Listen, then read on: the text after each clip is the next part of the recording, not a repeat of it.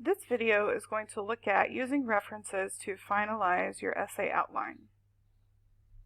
In this lesson, I will show you how to take notes from your references, add reference details to your outline of supporting ideas, develop a thesis statement for your introduction, organize your body paragraphs, discuss causes and effects of similarities and differences, create a reference list for your sources.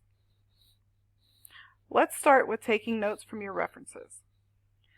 After I've approved your sources, you need to read the articles and begin to take notes. There are a couple of ways to organize your notes from your sources. One way would be to have one page of notes for each source that you have. So, for example, if you had 4 sources, you'd have 4 pages of notes.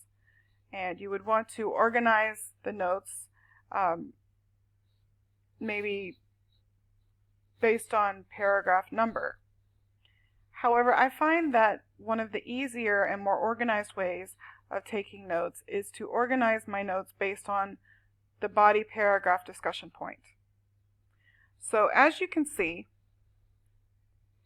in this example from body paragraph number 1, I have 4 sources. The second column, I've included the website or the hyperlink for each of the sources. I've also included the in-text citation that I would use to cite the source in my writing. And then in my third column is the notes.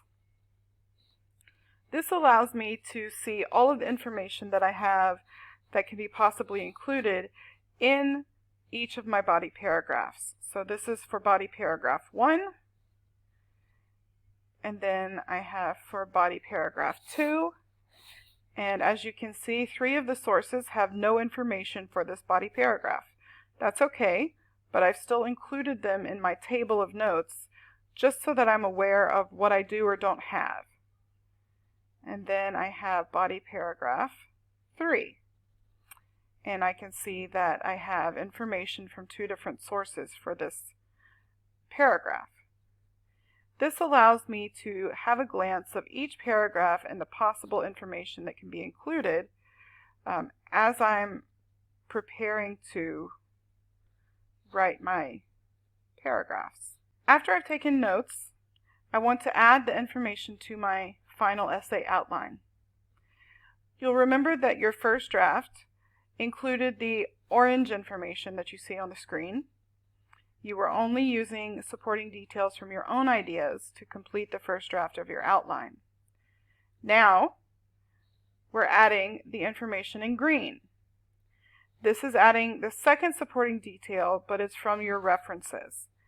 And as you can see, throughout the green text, there are internal citations, or in-text citations. Internal and in-text citations mean the same thing. Internal just means inside. So this is looking at how to cite your sources inside the text. There are several ways to cite sources.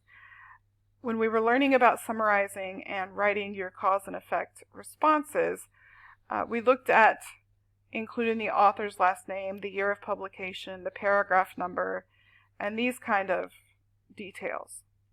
Now we're going to look at some specific internal citation methods depending on the information that you have for your source. So overall, there are 6 basic types of citations. The type 1 style is for your basic citation, when you know who the author is and when it was published. And in this citation example, you would just have the author's last name and the year of publication. All citations are included inside parentheses, and the name and the year of publication are separated with a comma. The second type of internal citation is when you know the author, but you don't know the year of publication.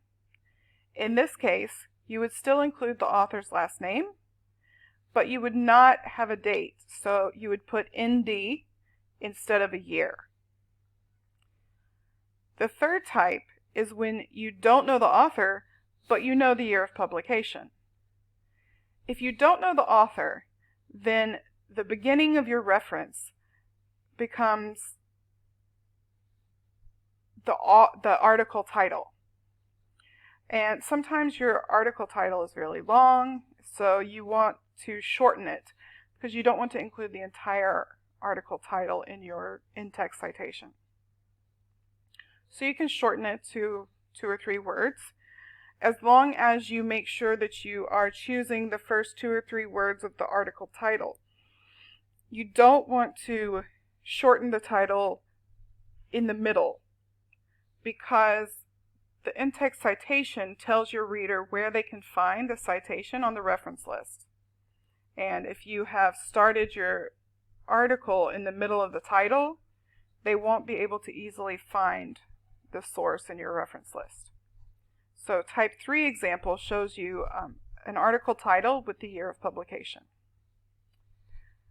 Type 4 looks at a type of citation when you don't know the author and you don't know the year of publication. So again, you would use the shortened title, and then you would include ND for no date. Types 5 and 6 are looking at journal articles specifically. Quite often, journal articles have multiple authors. Sometimes they have 2 authors. A lot of times they have 3 or more authors. Depending on how many authors the article has, there's a different way to cite. Of course, if the journal article has 1 author, you would use the standard last name, year of publication.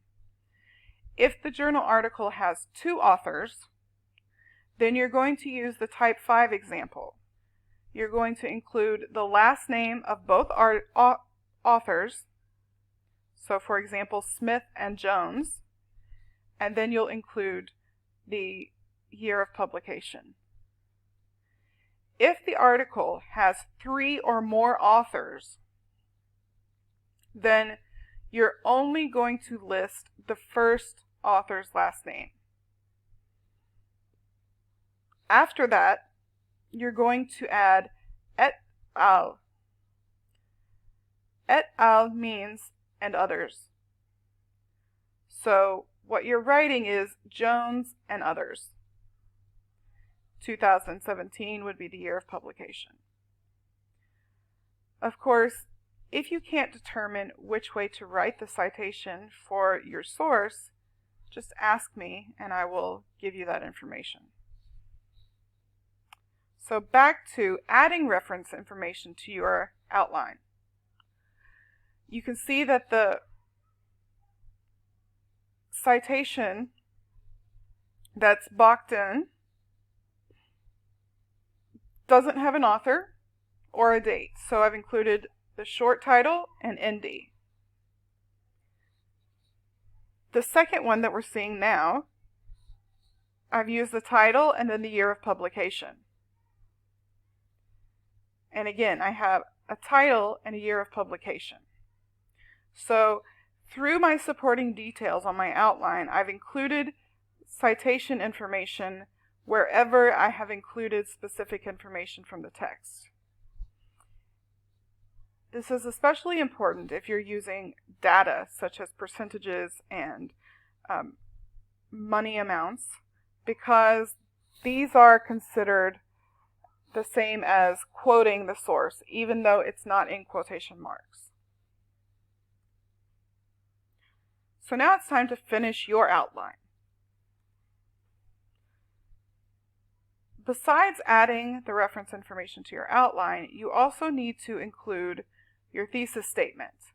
And previously we discussed the difference between a thesis statement and a topic sentence. The thesis statement is a 1 to 2 sentence statement in the introduction that tells your reader the purpose of writing.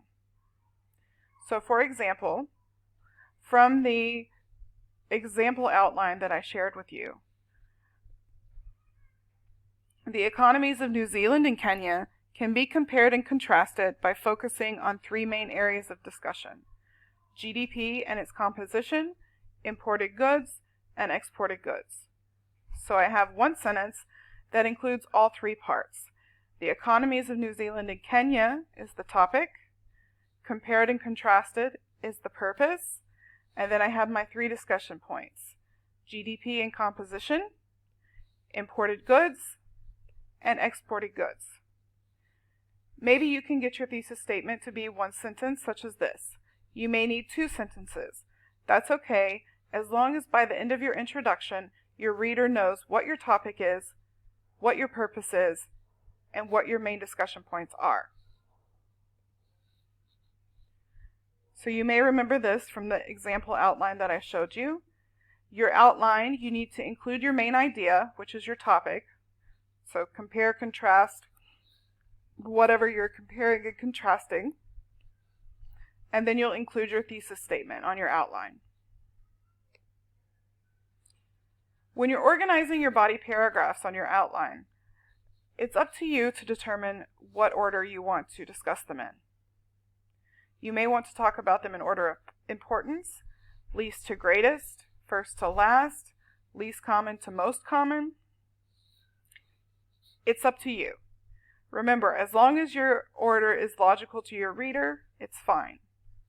But the most important thing to remember is that whatever order you decide upon, you have to make sure that your body paragraphs are organized in the same order that they're mentioned in your thesis statement. So for example, the three discussion points from the example outline are GDP and composition, exports, and imports. So if imports is my last discussion point in my thesis statement, then I have to make sure it's the last discussion point in my body paragraph organization. The final part to completing your outline is adding the cause-effect discussion for the similarities and differences. And if you'll recall, I told you, if you know enough general information about the countries that you're researching, then you can probably develop your own discussion about why the similarities or differences exist and how they affect the respective countries. I'm not looking for another entire paragraph where you discuss this information. 2 or 3 sentences at the end of each body paragraph should be enough. You may even be able to get away with 1 or 2 sentences. Just something that indicates there's a thought process behind why and the results. The last part of your outline is creating a references list.